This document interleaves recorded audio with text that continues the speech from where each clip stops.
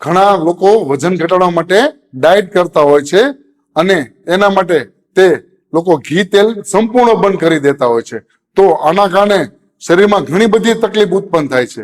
એટલે કે ઘી તેલ બંધ કરવાથી શરીરમાં વાયુ વધે છે અને શરીરમાં વાયુ વધવાથી ઘણા બધા રોગો થાય છે, જેમ કે સાંધાના દુખાવા, શરીરનો કલર કાળો થઈ જાવ, વાન કાળો થઈ જાય છે, આંખોનું તેજ ઘટે છે, વાળ કોરા થઈ જાય છે, વાળ ખરે છે, કબજિયાત થઈ જાય છે કારણ કે કોઠો કોરો થઈ જાય છે, આંતરડા વૃક્ષ કોરા થઈ જાય છે.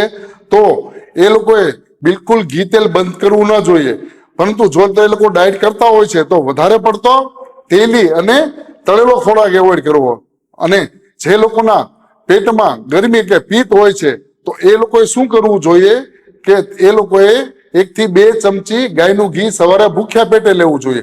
અને જે લોકોના કોઠામાં પિત્ત નથી એ લોકોએ એરંડ તેલ અથવા તલ તેલ ચા કે દૂધમાં નાખીને સવારે ભૂખ્યા પેટે લેવું જોઈએ. અને ચા અને દૂધ સાથે ના લેવું હોય તો ગરમ પાણી સાથે પણ લઈ શકે છે.